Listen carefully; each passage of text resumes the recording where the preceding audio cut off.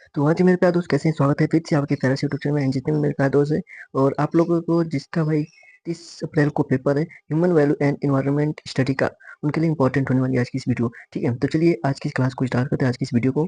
और ये जो आपका को कैलकुलर का पेपर है 2025 का पेपर है, और हमने इसमें से 50 क्वेश्चन करा रखा है और आपका 50 क्वेश्चन अभी बाकी है। तो आज की इस वीडियो में हम लोग स्टार्ट करेंगे आपका 50 के बाद जितने भी क्वेश्चन होंगे। ओके, तो आपका 50 नंबर क्वेश्चन था कि मानव जनसंख्या वृद्धि का पर्यावरण पर क्या प्रभाव पड़ता है। तो हमने बताया था कि यह संसाधनों का अत्यधिक उपयोग करता है। तो ये आपका 50 नंबर क्वेश्चन था। अब हम बात करते हैं 51 नंबर क्वेश्चन की। तो 51 नंबर क्वेश्चन क्या कर रहा है कि सतत विकास क्या है, व्हाट इज सस्टेनेबल डेवलपमेंट। सतत विकास क्या है? तो सतत विकास वह विकास जो वर्तमान की आवश्यकताओं को पूरा करता है बिना भविष्य पीढ़ियों की आवश्यकताओं को खतरे में डाले। ठीक है, ये आपका सतत विकास कहलाता है। ओके, अब बात करते हैं 52 नंबर क्वेश्चन, देखते हैं जरा। एंड 52 नंबर क्वेश्चन क्या कर रहा है कि निम्नलिखित में से कौन सा संयुक्त राष्ट्र सतत विकास लक्ष्य एसडीजी से नहीं है। तो देखिए, ये आपका जलवायु सॉरी आर्थिक असमानता जो है, आर्थिक असमानता, ये आपका एसडीजी से में नहीं है। ठीक है, क्वेश्चन नंबर 53 की बात करते हैं। तो कह रहा है कि which sector is primarily responsible for the concept of को कैलकुलर सर्कुलर इकोनॉमिक्स। जो आपका कौन सा क्षेत्र सर्कुलर इकोनॉमी की अवधारणा के लिए मुख्य रूप से जिम्मेदार है। तो आपके इकोनॉमी के की अवधारणाओं के लिए मुख्य जो जिम्मेदार है आपका, वो आपका अपशिष्ट प्रबंधन है। ये आपका मुख्य जिम्मेदार है। नेक्स्ट बात करते हैं 54 नंबर क्वेश्चन की। And circular economy circular economy का मुख्य उद्देश्य क्या है। तो सर्कुलर इकोनॉमी का मुख्य उद्देश्य है अपशिष्ट को कम करना और संसाधनों का अधिकतम उपयोग करना। ये आपका सर्कुलर इकोनॉमी का मुख्य उद्देश्य हो जाएगा। नेक्स्ट बात करते हैं सततता के संदर्भ में उद्यमिता पर जोर देता है। तो आपका सततता के संदर्भ में जो उद्यमिता पर जो जोर देता है वो आपका हो जाएगा ऐसे व्यवसायों का निर्माण करना जो पर्यावरणीय और सामाजिक रूप से जिम्मेदार हो। ठीक है, 56 नंबर बात करते हैं। आपका 56 नंबर क्या कर रहा है कि निम्नलिखित में से कौन सा खाद्य श्रृंखला में प्राथमिक उपभोक्ता का उदाहरण है। तो प्राथमिक उपभोक्ता का जो उदाहरण है घास खाते हुए मिलेगी, आपका प्राथमिक उपभोक्ता का उदाहरण है। 57 नंबर क्वेश्चन की बात करते हैं। 57 नंबर क्वेश्चन क्या कर रहा है, और इस क्वेश्चन को जरा देखिए कि निम्नलिखित में से कौन सा पारिस्थितिक तंत्र तंत्र उच्चतम जैव विविधता वाला हो सकता है। तो आपका जो पारिस्थितिक तंत्र उच्चतम जैव विविधता वाला आपका हो सकता है वो क्या होता है, उष्णकटिबंधीय वर्षावन। ठीक है, ये आपका हो सकता है। जैव विविधता संरक्षण का मुख्य उद्देश्य क्या है। तो जैव विविधता का जो मुख्य उद्देश्य है आपका, वो है प्रजातियों की विलुप्ति को रोकना और पारिस्थितिक तंत्र की कार्य को बनाए रखना। ये आपका हो जाएगा option number 2 answer. Okay, next बात करते हैं। नेक्स्ट क्या कर रहा है कि निम्नलिखित में से कौन से वनों की कटाई का पर्यावरण पर एक प्रत्यक्ष प्रभाव क्या है। तो निम्नलिखित में से वनों की कटाई पर का जो पर्यावरण पर प्रत्यक्ष जो प्रभाव है वो आपका जैव विविधता का नुकसान। भाई ये आपका प्रत्यक्ष प्रभाव क्या, यही है हो जाएगा। नेक्स्ट बात करते हैं क्वेश्चन की। आपका 60 नंबर करा है कि पारिस्थितिक पिरामिडों की अवधारणा का महत्व क्या है। तो पारिस्थितिक पिरामिडों की जो अवधारणा का जो महत्व है आपका प्रत्येक ट्रॉफिक स्तर पर ऊर्जा जैव द्रव्य या जीवों की संख्या दिखाने के लिए ये आपका पारिस्थितिक पिरामिड की अवधारणा हो जाएगा, 3rd नंबर हो जाएगा। नेक्स्ट बात करते हैं पर्यावरण कानूनों का मुख्य उद्देश्य क्या है। तो पर्यावरण कानून का जो मुख्य उद्देश्य है वो आपका ऑप्शन नंबर 2 पर्यावरण और सार्वजनिक स्वास्थ्य की रक्षा करना हो जाएगा। नेक्स्ट बात करते हैं निम्नलिखित में से कौन सा अंतर्राष्ट्रीय समझौता जलवायु परिवर्तन समन और अनुकूलन पर केंद्रित है। तो आपका पेरिस समझौता हो जाएगा। नेक्स्ट बात करते हैं 63 नंबर क्वेश्चन क्या करें कि भारत में राष्ट्रीय हरित अधिकरण एनजीटी की भूमिका क्या है।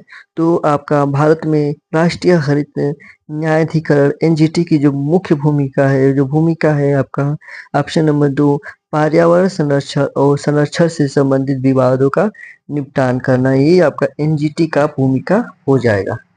नेक्स्ट बात करते हैं 64 नंबर क्वेश्चन क्या करेंगे प्रोटोकॉल का मुख्य उद्देश्य क्या है। तो क्योटो प्रोटोकॉल का जो मुख्य उद्देश्य है ग्रीन हाउस गैसों का उत्सर्जन कम करना। ठीक है, ये आपका हो जाएगा ऑप्शन नंबर 2 हो जाएगा। नेक्स्ट बात करते हैं 65 नंबर क्वेश्चन क्या कर रहा है कि निम्नलिखित में से कौन सा वायु गुणवत्ता सूचकांक AQI का घटक नहीं है। तो AQI का जो घटक नहीं है वो आपका ऑक्सीजन स्तर हो जाएगा। 67 बात करते हैं भारत में पर्यावरण कानूनों की निगरानी और प्रवर्तन के लिए कौन सा संगठन मुख्य रूप से जिम्मेदार है? तो आपका आपका ऑप्शन नंबर 2 हो जाएगा, ठीक है? केंद्रीय प्रदूषण नियंत्रण बोर्ड, सीपीसीबी हो जाएगा, क्योंकि ये आपका प्रदूषण पर कर रहा है पर्यावरण कानूनों की निगरानी के लिए। नेक्स्ट बात करते हैं कि निम्नलिखित में से कौन सी संधि ओजोन परत को बचाने के लिए ओजोन को नष्ट करने वाले पदार्थों का उपयोग को समाप्त करने के लिए है? तो आपका हो जाएगा मोन्ट्रियल प्रोटोकॉल जो है वो आपका संधि ओजोन परत को बचाने के लिए ये नष्ट करने वाले पदार्थों का उपयोग समाप्त के लिए है, क्या? Montreal protocol. नेक्स्ट बात करते हैं भारतीय पारंपरिक ज्ञान का पर्यावरण संरक्षण में क्या महत्व है? तो भारतीय पारंपरिक ज्ञान का पर्यावरण संरक्षण में जो महत्व है वो आपका या ऐसे टिकाऊ अभ्यास प्रदान करता है जो प्रकृति के साथ सामंजस्यपूर्ण हो, ठीक है? नेक्स्ट बात करते हैं निम्नलिखित में से कौन सा अंतर्राष्ट्रीय पर्यावरण संरक्षण प्रयास का उदाहरण है? तो अंतर्राष्ट्रीय पर्यावरण संरक्षण का जो प्रयास का जो उदाहरण है आपका वो है पेरिस जलवायु परिवर्तन समझौता, ये आपका हो जाएगा। नेक्स्ट बात करते हैं 71 नंबर क्वेश्चन कर रहा है कि राष्ट्रीय हरित न्यायाधिकरण एनजीटी का कार्य क्या है? तो भाई अभी पीछे में बात किए थे कि पर्यावरण विवादों और मुद्दों का निपटान करना ये एनजीटी का कार्य है, ठीक है? नेक्स्ट बात करते हैं पर्यावरण कानूनों में सतत विकास पर्यावरण कानूनों में सतत विकास शब्द का क्या मतलब है? तो पर्यावरण कानूनों में सतत विकास का जो मतलब है कि विकास जो वर्तमान की जरूरतों को पूरा करता है बिना भविष्य पीढ़ियों की जरूरतों को प्रभावित किए। देखिए ये पीछे इस तरीके से क्वेश्चन आया था, पूछा था। ओके, नेक्स्ट बात करते हैं निम्नलिखित में से कौन सा एक सामान्य प्रदूषक है जो जिसे AQI द्वारा निगरानी की जाती है? तो भाई किसके द्वारा की जाती है? तो भाई ओजोन की, ठीक है? AQI द्वारा निगरानी किसकी की जाती है? तो ओजोन की जाती है, O3 की जाती है। नेक्स्ट बात करते हैं कि भारत में 2002 के विविधता अधिनियम का क्या महत्व है? तो भारत में 2002 के जैव विविधता का जो अधिनियम का जो महत्व है कि यह जैव विविधता के संरक्षण और सतत उपयोग के लिए एक ढांचा प्रदान करता है। तो ऑप्शन नंबर 2 हो जाएगा। नेक्स्ट बात करते हैं और आपका नेक्स्ट क्या कर रहा है कि निम्नलिखित में से कौन सा भारत में एक पारंपरिक पर्यावरण अभ्यास है? तो भारत में एक पारंपरिक जो पर्यावरण अभ्यास है वो पवित्र वनों का वृक्षारोपण करना हो जाएगा।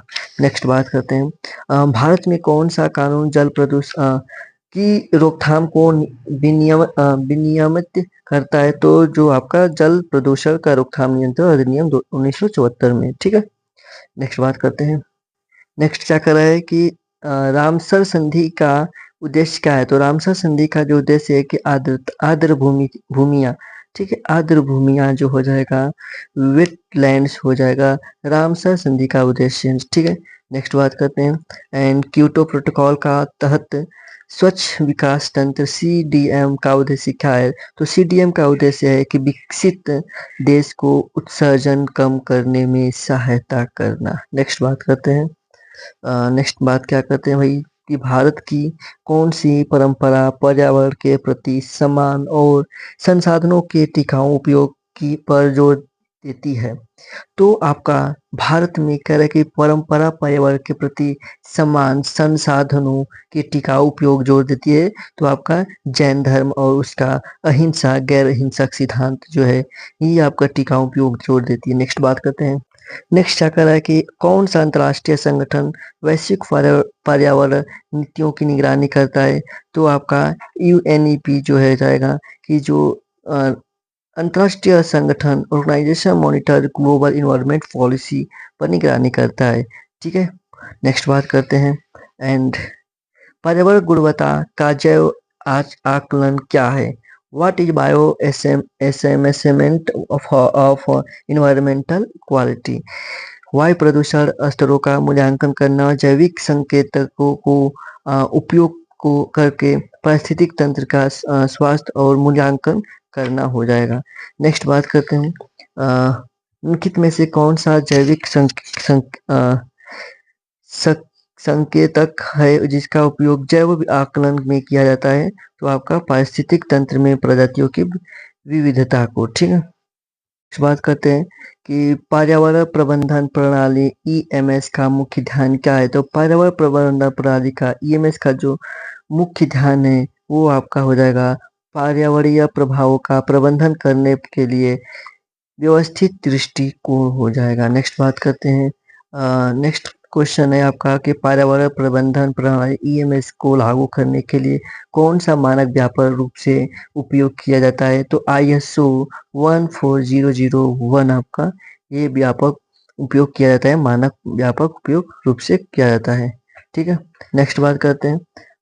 पर्यावरणीय प्रभाव आकलन ईआईए का मुख्य उद्देश्य क्या है? तो ईआईए का जो मुख्य उद्देश्य है वो आपका एक परियोजना के पर्यावरण पर प्रभाव का मूल्यांकन करना है। इससे पहले कि इसे शुरू किया जाए to assess to impact of a project on the environment before the integrated. Next बात करते हैं आपका which of the following is a key step of environmental impact assessment EIA process. पर्यावरणीय प्रभाव आकलन ईआईए प्रक्रिया का एक महत्वपूर्ण कदम क्या है? तो संभावित पर्यावरणीय प्रभाव की पहचान और विश्लेषण करना हो जाएगा। नेक्स्ट बात करते हैं एंड पर्यावरणीय प्रभाव आकलन ईआईए को आमतौर पर कौन करता है? तो ईआईए को आमतौर पर परियोजना प्रस्तावक या डेवलपर। ठीक है, नेक्स्ट बात करते हैं पर्यावरण ऑडिट का मुख्य उद्देश्य क्या है? पर्यावरण ऑडिट का जो मुख्य उद्देश्य है वो आपका किसी संगठन या पर्यावरणीय कानूनों को और नियमों को अनुपालन का मूल्यांकन करना हो जाएगा।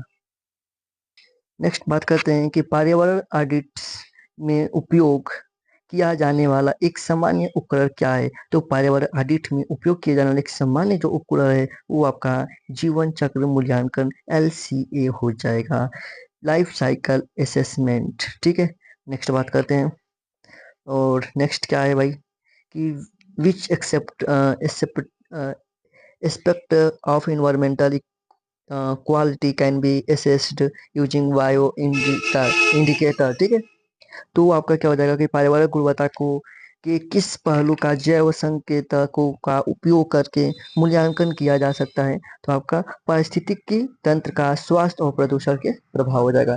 नेक्स्ट बात करते हैं नेक्स्ट क्या करें कि पर्यावरण प्रबंधन प्रणाली ईएमएस का एक घटना क्या है? तो ईएमएस का जो एक घटना है वो आपका अपशिष्ट में कमी और प्रबंधन प्रोटोकॉल हो जाएगा। नेक्स्ट बात करते हैं पर्यावरणीय प्रभाव आकलन ईआईए के दौरान मूल्यांकित किया जाने वाला एक पर्यावरणीय कारक क्या है? तो जो आपका पर्यावरण कारक है क्या स्थानीय वायु गुणवत्ता में परिवर्तन हो जाएगा। नेक्स्ट बात करते हैं कह रहे कि पर्यावरण प्रबंधन प्रणाली ईएमएस और पर्यावरणीय प्रभाव आकलन ईआईए में मुख्य अंतर क्या है? तो मुख्य अंतर है कि एमएस एक निरंतर प्रावधान है प्रबंधन उपकरण है, जबकि ईआईए विशिष्ट परियोजना के प्रभाव का आकलन करता है। नेक्स्ट बात करते हैं और नेक्स्ट क्या कर रहा है कि पर्यावरण ऑडिट के बारे में कौन सा कथन सही है? तो पर्यावरण भाई इसमें से आपका इसका उपयोग पर्यावरणीय नियमों के अनुपालन सुनिश्चित करने के लिए किया जाता है। तो ये आपका 94 का सी हो जाएगा, 3 नंबर हो जाएगा। ठीक है, एंड नेक्स्ट बात करते हैं कि पर्यावरणीय प्रभाव आकलन ईआईए करने का एक सामान्य परिणाम क्या है? तो ईआईए करने का एक सामान्य जो परिणाम है आपका वैकल्पिक वैकल्पिक कम हानिकारक परियोजना डिजाइन की पहचान करना हो जाएगा। नेक्स्ट बात करते हैं नेक्स्ट क्या करें कि जल गुणवत्ता के जैव आकलन में एक जैव इंडिकेटर क्या है? तो एक जैव इंडिकेटर जो आपकी मछलियों की विशिष्ट प्रजातियों की उपस्थिति। ओके, और 97 क्वेश्चन करें कि पर्यावरण प्रबंधन प्रणाली ईएमएस का आवेदन किस संदर्भ में होता है? तो संगठनात्मक प्रथाओं में पर्यावरणीय जोखिम को कम करना और स्थिरता को सुधार करना हो जाएगा।